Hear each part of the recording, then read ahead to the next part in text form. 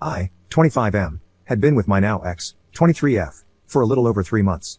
I always made sure we used lots of precautions when being intimate. She was on birth control, and I always used protection, as I wanted to avoid a child. I have known for a long time that I do not want children. I find them annoying, and they would severely limit my ability to do the things I enjoy, like traveling, outdoor stuff, etc. Unfortunately for me, my ex didn't have her period when she was supposed to, and it turns out she's now pregnant. The first thing I did was suggest deleting the fetus. We don't live in a state where it's legal, so I offered to pay for her flight and hotel, and told her I'd be happy to come with her to get it done. I have a stable job and make good money, so it wouldn't be too much of a financial hit for me. She works as a receptionist and doesn't make a lot, so I figured it would be better for me to cover the costs. That's when she told me she was hoping to keep it, and that she wanted me to help her raise the child as its father. I have no intention of being a father. Beyond my dislike of children, I'm not ready for that. I made it very clear that I didn't want the baby, but she kept insisting that I'd have a change of heart once it's born and urged me to give it a try. After a long exchange, I told her that if she intended to keep the baby, I would not act as a father. I broke up with her and told her that I would pay child support once it's born, but I expect her to respect my wishes and keep the child away from me. Since then, she has been frantically texting me, begging me to come back and telling me she'd forgive me. She sent me voicemails crying, and it does hurt to see, but I haven't responded. The other day, she texted me, saying how she can't raise the kid alone and how I'm essentially forcing her to terminate by leaving. She called me many names, and the text ended with her begging me to talk again.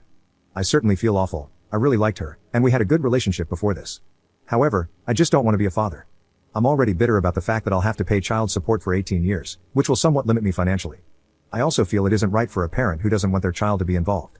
I just end up taking that pent-up anger and bitterness out on the child, who is ultimately innocent, which I feel isn't right. Update 1.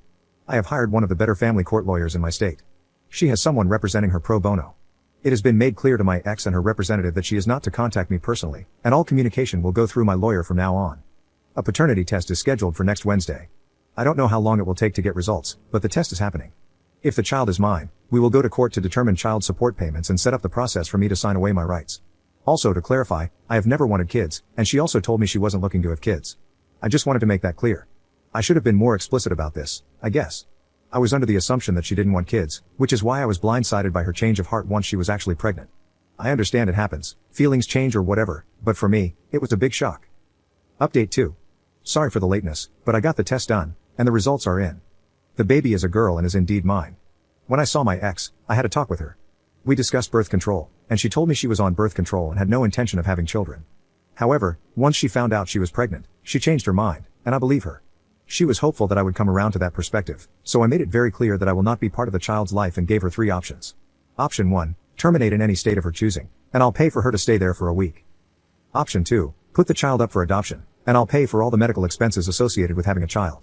Option 3, keep the child, and I pay my court-ordered child support, sign away my parental rights, have my name taken off the birth certificate, and have absolutely zero involvement with her or the child beyond my monthly payments. It was a tough conversation, and she didn't take it well. She ended up crying for a while.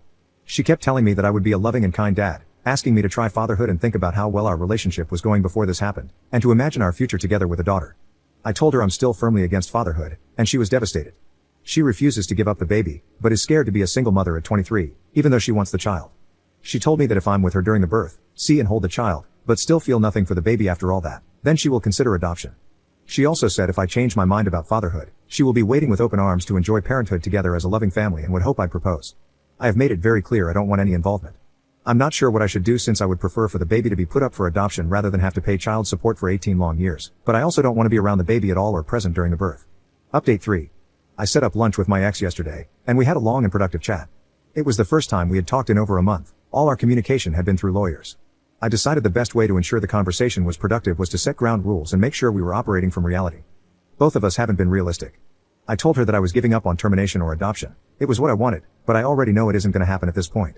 My ex wants the baby, and I told her I know she does. I have to work within reality, and at this point, that means under the assumption that she will keep the baby. I also told her it's time for her to give up on me. I made it very clear to her that I will not be getting back together with her no matter what, even if she deletes the baby. She will never have the happy family with me that she wants. I made it clear she needs to drop the idea because it won't happen, and it makes it impossible to find any real solutions to this situation. She acknowledged that there will be no happy family between us.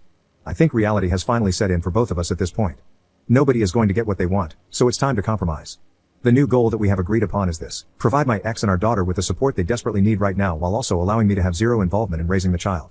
In other words, I will not be involved in raising the child whatsoever but will try to give my ex the resources she needs to ensure the child has a good life. I won't be in the delivery room, and I will never see her. I will simply provide money. We talked for a while about what a fair payment system would look like, and this is what we decided on. I will pay for all of my ex's medical expenses that come with her carrying the baby, including doctor's visits and hospital bills. When the baby is born, I will pay my ex $2,000 a month in child support to cover the child's expenses. This will leave my ex with breathing room and allow her to continue paying off her student debt. We don't have exact math, but our estimate, found using phone calculators, was that it would probably take her between 6 to 8 more years to pay off all her student debt. Once she has paid off all her debt, the monthly child support payment will drop to $1,000 a month. If my ex finds a man whom she marries and who takes on the role of a father to the child, then my child support payments will stop since he will be able to provide an extra income stream. Additionally, I will create a savings account that my ex will be able to see. Starting the day the baby is born, I will deposit $500 into the account.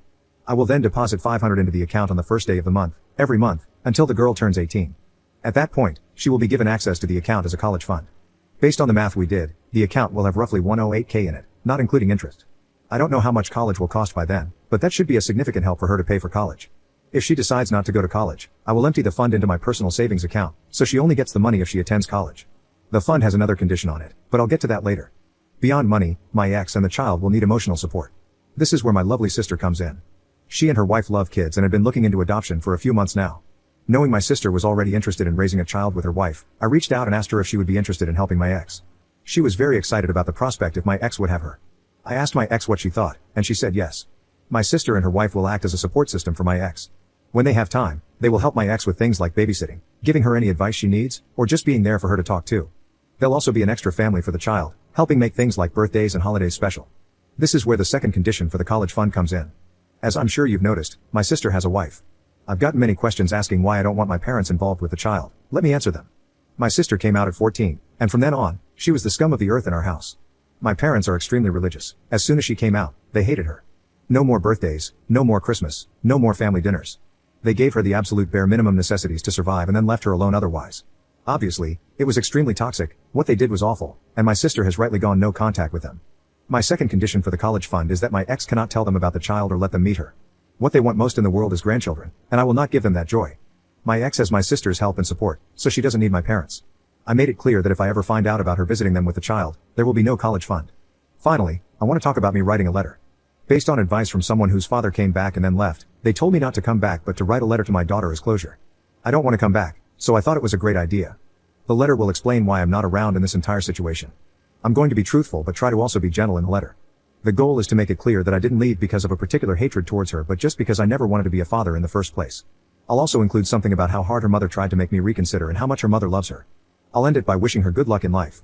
The letter will be officially notarized and will be signed by both me and my ex. When she turns 18, if she has questions about me and wants them answered, my ex will give her the letter.